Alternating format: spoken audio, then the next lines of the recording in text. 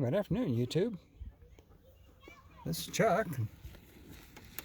It's still Sunday, April 7th, 2024. And it's middle of the afternoon, and Flapper and I came over here for a walk at the park, and we didn't make it over here this morning, so I made it up to him this afternoon. And it's just an absolutely beautiful day. Temperatures in the 50s and bright and sunshiny, and just a lovely day. And I made a video earlier today and put it up, and it's doing fairly well, so I'm not sure I'll load this one today or whether I might wait a day or two before I load this, so date might not mean anything. But this is going to be another one in my van stuff series. And the subject I want to talk about today is some things to think about, some thoughts about converting an ambulance. Because they're pretty popular right now, converting ambulances over into RVs, and there's a lot of pros and there's a few things that you need to take into consideration, and I want to talk a little bit about that this afternoon. And so let's first of all, let's talk about the types of ambulances that there are out there. And the one that looks like a regular 1-ton pickup truck type cab with a box on the back, that's called a Type 1 ambulance. The Type 2 ambulance is actually a van. Most of those have a high top on them. And basically they're the same as any other van as far as how they're designed. And Type 3 ambulance is kind of a hybrid. It's got the van cutaway front end, but then it's got the box on the back. And some people think those are the most desirable ones to convert because they're a little bit shorter, and most of them have a pass-through to go from the front to the back. And we've talked about that before. It's pretty important that you're able to be able to get from your living area up into your driver's seat and drive away if something starts happening outside that you don't like.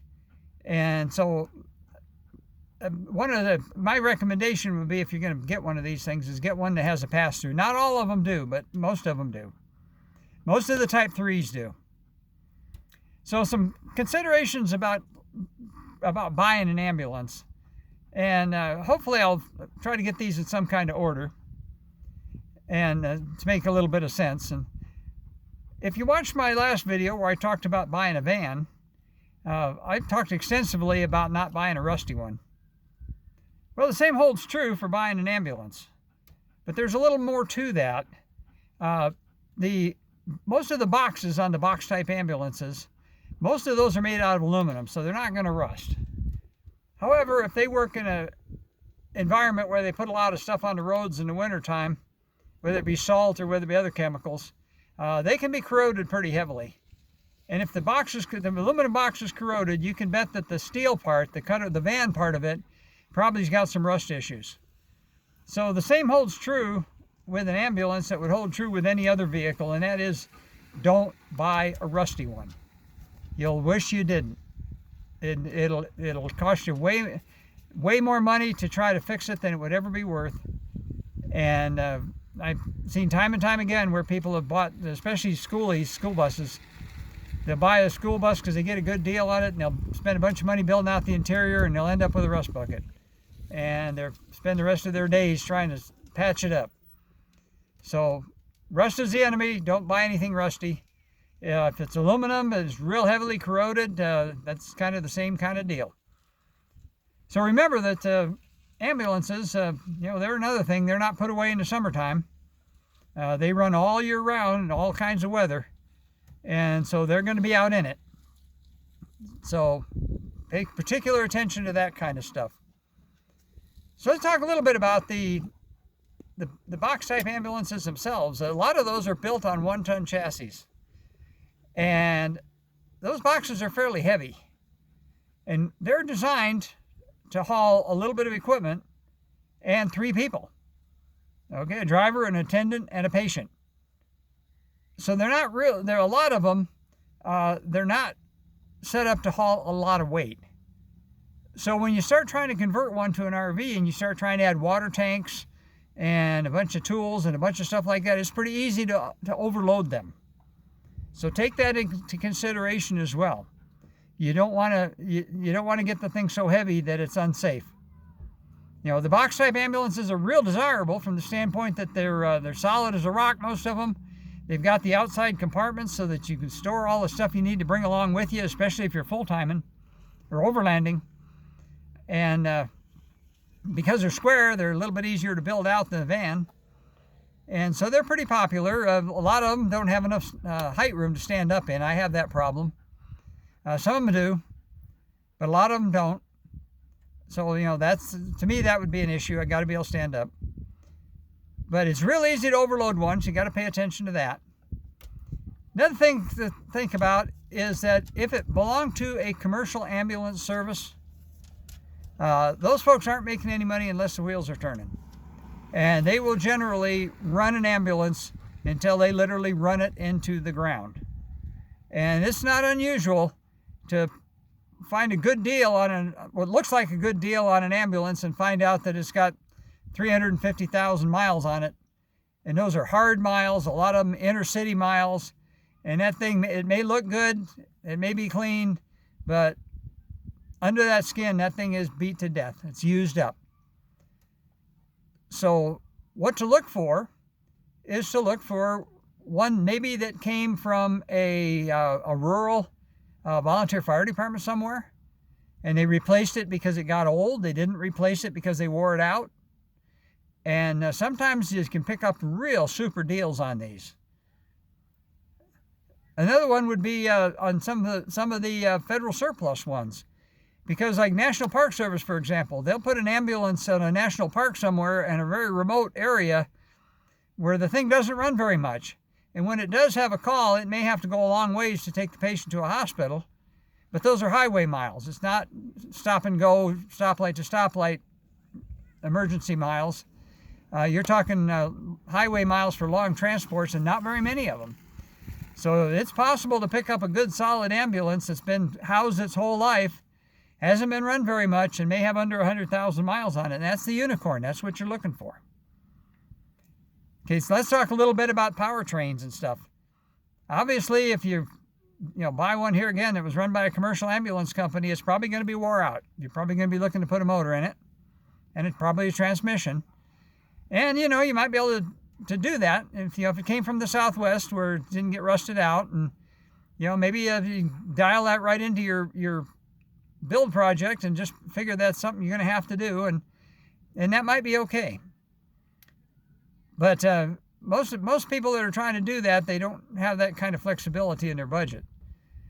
So we come back to the same question that we had in the last video when talking about vans, and that's the gas versus diesel. And one of the things I mentioned in that last video was that, diesels have a little bit more power and they get a little bit better fuel mileage. Not really that much better fuel mileage, but they do get a little bit better fuel mileage. But they're a lot more expensive to work on when you got to work on them. And the routine maintenance is more expensive, especially the newer ones now. The newer ones with the diesel exhaust fluid and the particulate filters and all this kind of stuff like that. The $500 oil changes are not too far off. And so, maybe the diesel's not the thing to do. The other thing about them is they're heavy. And if you have to replace one, the cost of replacing the diesel motor easily could be twice or more of what replacing a comparable gas motor would be. So my recommendation there would be to still stick with a gas motor. They're cheaper to replace, they're cheaper to maintain, a little easier to work on. You can have them worked on more places. So even though there's a lot of people who claim that the diesel's a holy grail, in some cases it is, I would recommend sticking with a gas motor. Four-wheel drive, depends on what you want to do. If you can find a good four-wheel drive ambulance with less than 100,000 miles on it that's clean, jump on it. I mentioned buying some on federal surplus, government surplus. One thing I forgot to mention there, I need to plug in there, is every once in a while they'll take one of those ambulances out of service and they'll park it in a storage yard somewhere, and it'll sit there for 5 years, maybe 10 years. And by that time the weather's got to it, the pack rats have got to it, all the seals are dried up, and it might end up being more of a maintenance problem than it's worth. So if you can find one that just got taken out of service, that would be, once again, that's kind of the unicorn. That's what you should be looking for. Let's talk a little bit about diesels. I'm jumping back and forth here a little more than I wanted to, but a lot of those ambulances are built on Ford F-350 platforms with the Super Duty diesels. Now, the Super Duty came around, was in late 1994 for the 95 model year. So there's a few late 94s running around that have the Super Duty diesel. And it was the standard motor from 95 on through, I think, 2001, I believe, before they went into the different diesel motors.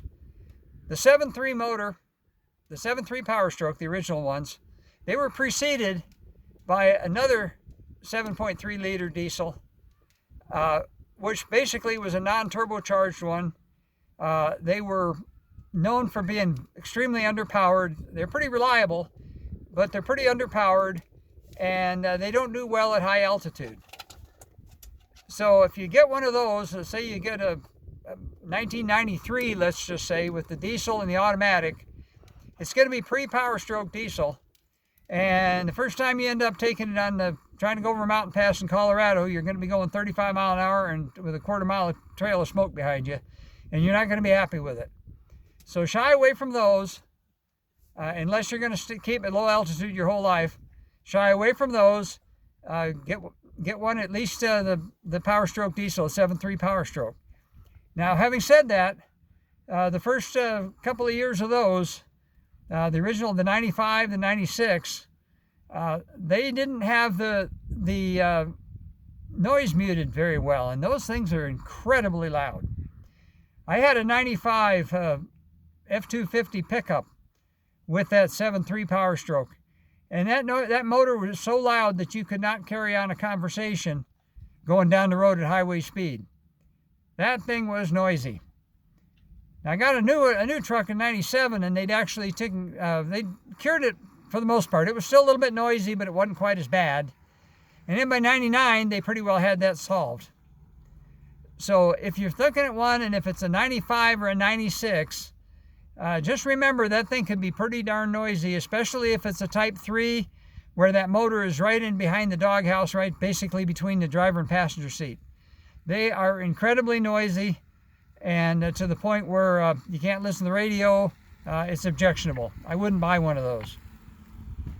If you get a 97 to a little bit newer, I think you'll be a lot happier with that from that regard. So, one last thing about ambulances, remember they hauled, especially ones in a busy area, they hauled a lot of sick people. There could be, no matter how clean they look, there could be a lot of bacteria in the crevices, the nooks and crannies. So just realize that you're going to need to tear it apart, and you're going to need to give it a good, thorough cleaning and treat it with a lot of antimicrobial and antibiologic agents before you decide that you're going to be sleeping in it with your nose up against the wall. So just some things to think about. Can they make good off-road rigs? Oh yeah, they can. But it'd be pretty easy to overload one, especially if you're putting water tanks and stuff in them, carrying a lot of stuff. Be pretty easy to buy one that ends up being a maintenance issue. If you do buy one, take care of all the maintenance problems before you start putting money into the build out, because you might find out that there's something wrong with it. As we always say, when somebody got rid of it, they got rid of it for a reason. In my van video, I talked about tires. Remember, most of these come with 6 tires instead of 4, so the tires are going to cost you 1.5 times what 4 tires are going to cost you. And chances are it's going to need tires. That's just kind of a given on any of these old vehicles. So anyway, I'm not saying you shouldn't do it. I'm not saying it's not a good idea. I'd love to do a project like that. But what I am telling you is there's some considerations that you need to pay attention to. And so take that into consideration, and hope you learned a little bit of something, giving you something to think about. I think it'd be wonderful. I got a whole bunch of different projects I'd love to do. I'll probably never live long enough to do it or have enough money to do them all. But my friend Happy from the YouTube channel Happy's Trails, he's got a really, really slick converted Type 3 ambulance that he converted to 4-wheel drive, made an overlander out of it. Go check out his channel. It's Happy's Trails. And if you Google that on YouTube, or if you type Happy's Trails in on YouTube, what it'll do is it'll take you to Roy Rogers' song, Happy Trails. And you got to work your way through that. But once you find it, take a look at the rig that he built, because he did it right and did a good job. It's very slick, very slick. I've seen it. Good example. There's 2 or 3 others out there. I've looked at several of them, but I think it's a good, solid choice. Anyway, I think I've talked long enough, probably. So, as I always tell you, take care of each other, love each other. Beautiful day over here at the park. Flapjack says he wants to go home and get his treat and get him a drink of water. He's been sitting there next to me just so patient as patience could be. Say hello to the folks, Flapjack. So let me spin you around and give you one look. The park is greening up. It's a pretty time of year. Absolutely gorgeous over here today. Couldn't be better. We're coming into a period of warmer weather, and couldn't come all too soon. I'm ready for it. So with that, until I talk to you again, let me just tell you, peace out.